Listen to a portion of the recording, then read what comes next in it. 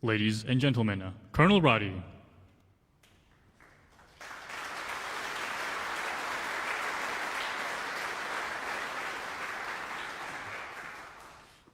Lieutenant General Pyatt, Lieutenant General Retired Huntoon, Miss KDA, Major General Pepin, Command Sergeant Major Velez, a fellow commanders, command sergeants major, and the incredible network of those who have either served in or otherwise maintained some connection with this great regiment. Thank you for joining us today. The type of ceremony that you saw today is a foundational event for this regiment. From honoring our veterans or welcoming foreign heads of state, this is the only Army unit that can execute it with this precision and scale. During the COVID-19 pandemic, this regiment did not execute a full force ceremony like you saw today for 32 months. By far, the longest gap in the 74-year history of this regiment on Fort Myer. In fact, when I took command 25 months ago, it had already been 7 months since they'd executed one. Now, that's not to say they weren't busy, because over the last 2 years, they executed more than 15,000 events across 20 states, including a presidential inauguration.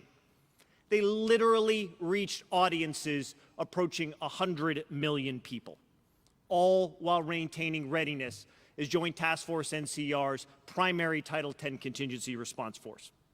But we only started this type of full force ceremony again late last month. For the vast majority of the force, it was the first time they'd ever done one, ever. Many had served here for up to 2 years and hadn't done one. So after a lot of training, what you saw this morning was only the third time they've executed this after a 32-month gap. So let's give them a round of applause for that.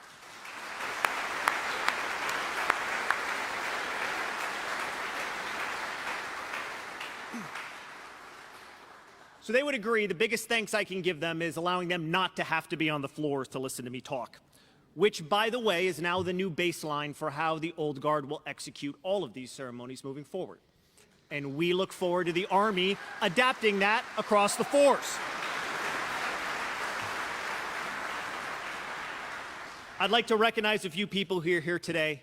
Colonel Retired William Marm, Medal of Honor recipient for actions at the Battle of the Ia Drang Valley, Vietnam, while assigned as a platoon leader in 17 Cav. Thank you, sir, for being here.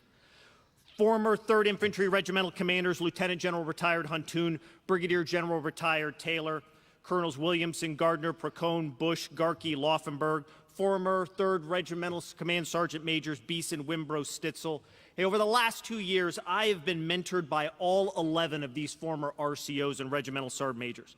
Nowhere else have I ever seen a lineage of former unit leaders so focused in the success of a future unit. And I know that they're going to provide the exact same support to Dave that they did to me, and it's pretty awesome. Miss Lisa Marie Riggins, the Executive Director of USO National Capital Region. Colonel Rob Sucher, Commander, Marine Corps Barracks, Washington. Flip Godfrey from the Old Guard Association. My oldest friend here today, the Honorable Joe Jordan. Tom Williams, Dane Hughes, Justin Royce. Justin made the trip here from New York, and before this morning, he actually didn't believe I was in the Army. Steve Walsh, Dan Mudd, 2 soldiers at heart who were stuck for years in Marine uniforms. Thank you for being here. Commanders Devin and Sarah Brennan and their son Hayes are here representing the Coast Guard, and our good friend Megan Martin and her son Wes. Miss Jean Moore, runner of the Fort Myer Thrift Shop. Jean is the only one here today that remembers me when I was 4 years old and lived on this post. Thanks for being here today, Jean. CW4 retired Pete and Catherine Roddick, and Staff Sergeant retired and former TUSAB and TOG soldier Gail Belmont in the Quilts of Honor volunteer team. Thanks for all coming today. Now, as I look through the RSVP list, I recognize there are people here from almost every unit I've ever served in the Army. And this broad representation reinforces why serving in this unit is so special. First, this unit is your Army. These soldiers seem like a homogeneous formation of blue when they're on the floor. But when you look closely, you will see regimental crests, combat patches, overseas service bars, and awards for valor from service across our Army and during careers that only know an Army in conflict. This isn't a model of your Army. This is your Army. Second, These 1,600 soldiers that you see on the screen behind me have the awesome responsibility of representing our Army and our values to the world and cultivating the special relationship between the American people and their Army, a bond that is the backbone of our military as one of our nation's most trusted institutions. The American people's trust in its military is not inherently owed. It is not the right of wearing this uniform. It is surely not guaranteed, and it must be earned every day. These soldiers play a small but important role in helping to cultivate that trust. 1.2 million active Guard and Reserve soldiers were the cost of our nation. However, most Americans do not know a soldier. Each year, for hundreds of thousands of people, the only interaction they will ever have with an American soldier is through this regiment. Right now, someone is watching a sentinel at the tomb of the unknown soldier walking their solemn 21 steps, and it's their first and potentially only glimpse of an American service member. This is where our service members, this is where our soldiers do their most important work. They uphold the standards of this profession as they represent it to the world. They close the gap between the American people and their Army. They build the future. They demonstrate that this is not only the world's most lethal fighting force, but it lives up to our national values and how we apply that force wherever called upon. That our Army is an honorable place for their sons and daughters to serve. When soldiers arrive to this regiment, they join a guild of one-of-a-kind units, all very different, but in some form or another, the best in the world at what they do.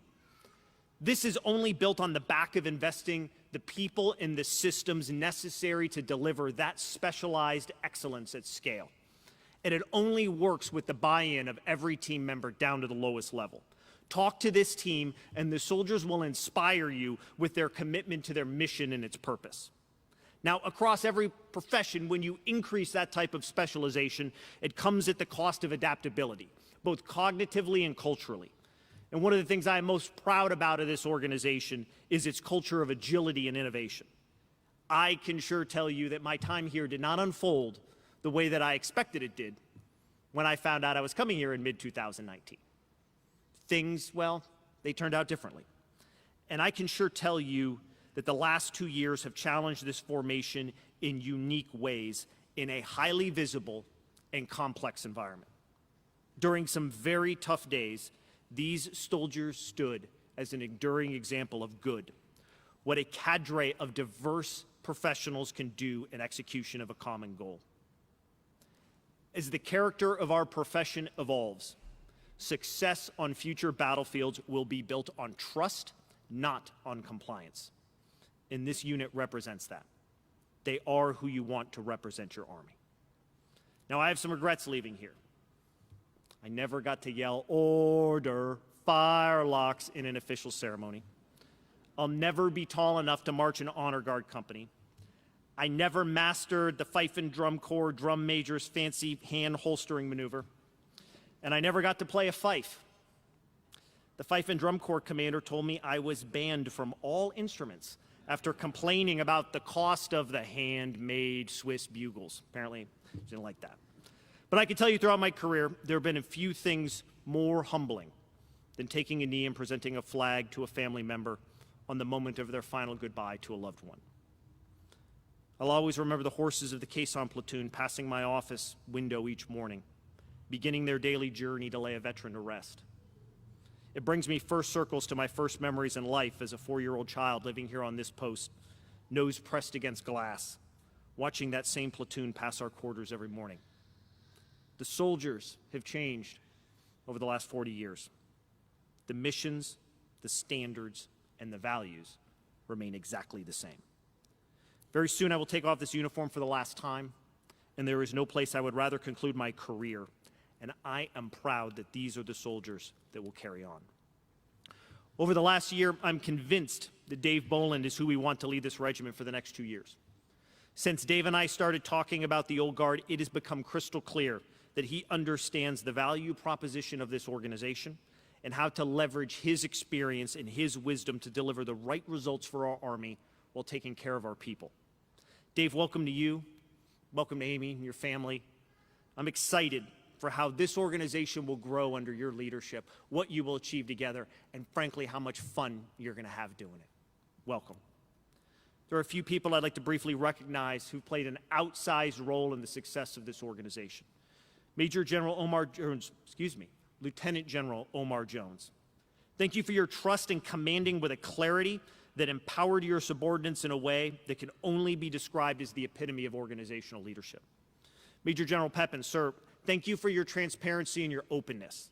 Your commitment to ensuring everybody understands the why behind your intent has enabled the entire military district of Washington to operate more effectively as a team.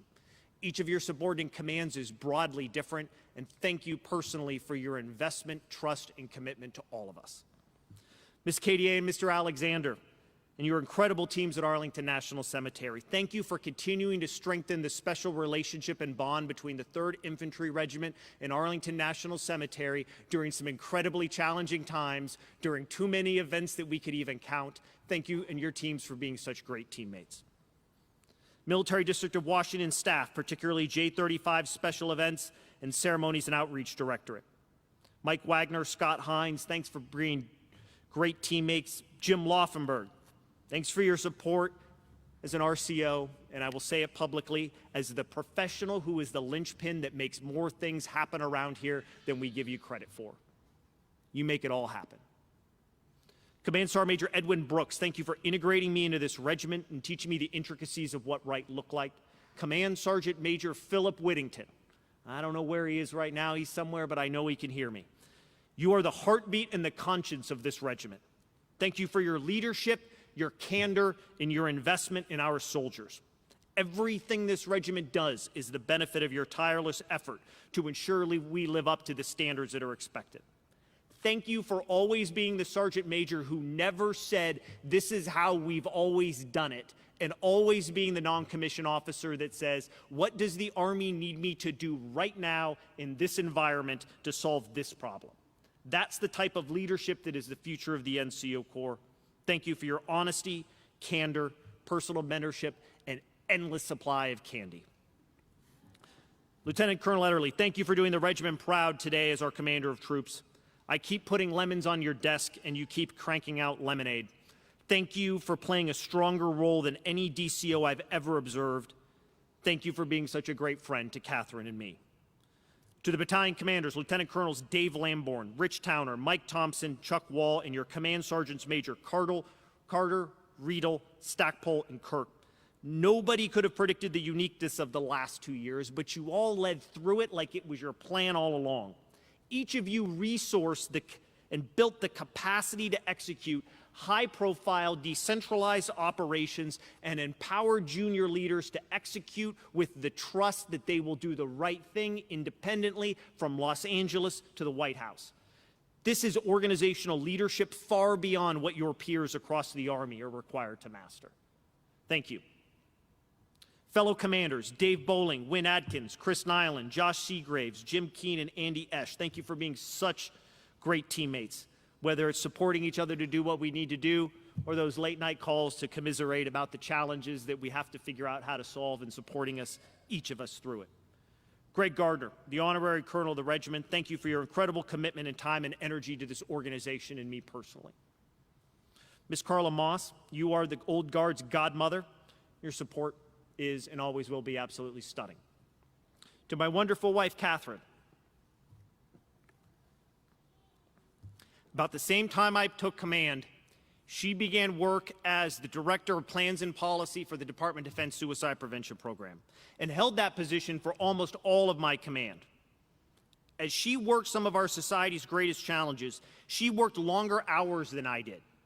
She dealt with far more complex problems than me and directly impacted the lives of far more people across our Department of Defense than me. Yet every day, she was there to challenge me to be my best in command. She'd make me defend my logic, force me to cast aside my parochialism and experiential bias, make me reframe problems, and sometimes just send me back to the drawing board saying, Try again. You can do better. She does, as she always has, make me not only a better at what I do, but in who I am. Thank you, honey. I love you, and I'm incredibly proud of everything about you. This ceremony is just one of many events the Old Guard will execute today. Whether in Arlington National Cemetery, across the NCR, training tactical tasks, or standing ready as JTF NCR's Crisis Response Force. Right now, there's at least one funeral happening in Arlington National Cemetery. While each funeral is one of many for these soldiers each day, among up to 100 a week, it is the only such honors that family will ever receive. Perfection is the standard, every time. The dedication, professionalism, and discipline of these soldiers holds the weight of this entire profession on their shoulders in the solemn moment where, in their presence, we close the chapter in a family's relationship with their Army. In those moments, these soldiers are ambassadors for all of us in uniform, past, present, and future. And they represent us all exceptionally well every day, because they are your Army. America's regiment, heed the Guardian, winning matters. Thank you.